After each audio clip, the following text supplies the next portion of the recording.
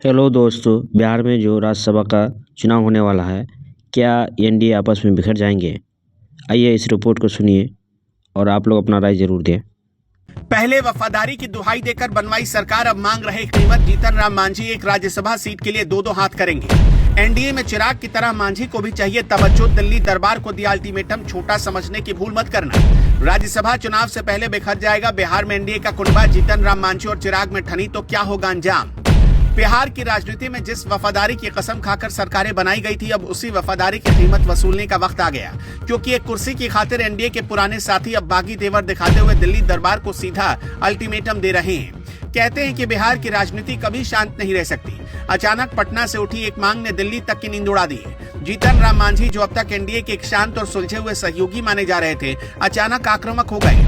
उन्होंने राज्यसभा की एक सीट के लिए दावा ठोक दिया है, लेकिन बात सिर्फ एक सीट की मांग तक रहती तो ठीक था। बात इससे आगे बढ़ चुकी है। ये एनडीए के भीतर चल रहे शक्ति परीक्षण यानी पावर गेम की शुरुआत है। मांझी ने साफ कर दिया कि अगर चिराग पासवान को सम्मान मिल सकता है तो उन्हें क्यों नहीं। एक तरफ बीजेपी जो अपने कोटे की सीट अपने पास रखना चाहती है, और दूसरी तरफ मांझी हैं जो अपनी स्ट्राइक रेट का हवाला देकर उस सीट पर अपना हक जता रहे हैं। यानी एक बयान में दो तलवारें रखने की कोशिश हो रही है। इस पूरे मामले को थोड़ा और करीब से समझने की कोशिश करते हैं। दरअसल मांझी जानते हैं कि लोहा गर्म है और यही चोट करने का सही वक्त है, क्योंकि बिहार में राज्यसभा की खाली हो रही सीटों पर मांझी की नजर है। वैसे तो नजर सबकी है, लेकिन मांझी का तर्क बहुत सीधा और तीखा है। उनका कहना है कि लोकसभा चुनाव में उनकी पार्टी ने जितनी सीटों पर चुनाव लड़ा, उन सभी पर जीत हासिल की। यानी उनका स्ट्राइक रेट 100% का रहा। उनके पास एक सांसद है और 4 विधायक। ऐसे में वो खुद को किसी मायने में कमजोर नहीं मानते। उन्होंने खुले मंच से ये मांग रखकर बीजेपी को धर्म संकट में डाल दिया है। इसे राजनीतिक भाषा में शुद्ध रूप से प्रेशर पॉलिटिक्स कहा जाता है। मांझी ये संदेश देना चाहते हैं कि उन्हें छोटा भाई समझकर इग्नोर न किया जाए।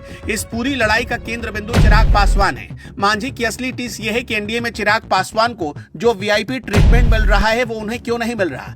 मांझी को चिराग पासवान की तरह तवज्जो चाहिए। चिराग को मोदी का हनुमान कहा जाता है और उन्हें बड़े मंत्रालय मिलते हैं। मांझी को लगता है कि उनकी वफादारी और उनके समाज का वोट बैंक भी उतना ही महत्वपूर्ण है। इसलिए वो राज्यसभा की सीट मांगकर अपनी सियासी हैसियत को चिराग के बराबर तौलना चाहते हैं। ये लड़ाई अब हक से ज्यादा नाक की हो गई है। चिराग पासवान हो या जीतन राम मांझी, दोनों बिहार के दलित नेता हैं। विधानसभा चुनाव के दौरान चिराग पासवान 40 सीटें मांग रहे थे, फिर 30 पर आए। उन्हें 29 सीटें मिली, जिसमें 19 पर जीत मिली।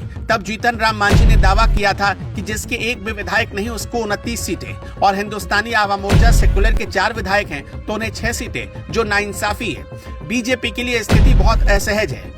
बिहार में बीजेपी खुद को बड़े भाई की भूमिका में देखती है और राज्यसभा की सीटों पर वो अपने नेताओं को भेजना चाहती है ताकि जातीय समीकरण साधे जा सके। लेकिन मांझी की इस मांग ने बीजेपी के गणित को बिगाड़ दिया है। अगर बीजेपी मांझी को सीट देती है तो पार्टी के अंदरूनी नेता नाराज होंगे, और अगर नहीं देती तो राज्यसभा चुनाव से पहले मांझी की नाराजगी महादलित वोट बैंक में सेंध लगा सकती है। मांझी का इतिहास रहा है कि वो फैसले लेने में बहुत वक्त नहीं लगाते। उनका मन डोलने का डर हमेशा बना रहता है। बीजेपी जानती है कि अब यहाँ से 2029 का सफर बहुत नजदीक है। ऐसे में किसी भी सहयोगी को नाराज करना भारी पड़ सकता है। याद रखिए कि 2029 में 1 नेशन 1 इलेक्शन होने जा रहा है। ऐसे में मांझी की नाराजगी बीजेपी के लिए भारी पड़ सकती है। ये जो घमासान आज एक राज्यसभा सीट के लिए दिख रहा है, दरअसल ये 2026 के राज्यसभा चुनाव का ट्रेलर है। जीतन राम मांझी अभी से अपनी बार्गेनिंग पावर बढ़ा रहे हैं। वो जानते हैं कि चुनाव के वक्त सीट के बंटवारे में अगर अभी से दबाव बनाया गया तो उन्हें कम से कम एक सीट तो मिल ही जाएगी। राज्यसभा सीट की मांग एक तरह का शक्ति प्रदर्शन है। वो देखना चाहते हैं कि एनडीए उनकी बात को कितनी गंभीरता से लेता है।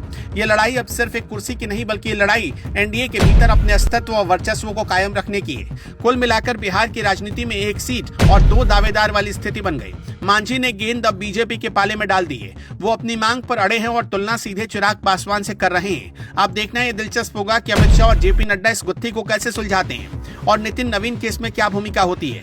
क्या मांझी को मनाने के लिए कोई और झुंझुना दिया जाएगा या वाकई उन्हें राज्यसभा भेजा जाएगा? अभी ये मत भूलिए कि उनके बेटे एमएलसी हैं, यानी उन्हें विधान परिषद से भेजकर मंत्री बनाया गया है। खैर, जो भी हो, इतना तय है कि बिहार एनडीए में सब कुछ ठीक नहीं है और आने वाले दिनों में ये रस्साकशी और तेज होगी। आपका क्या मानना है, हमें कमेंट में जरूर बताइएगा।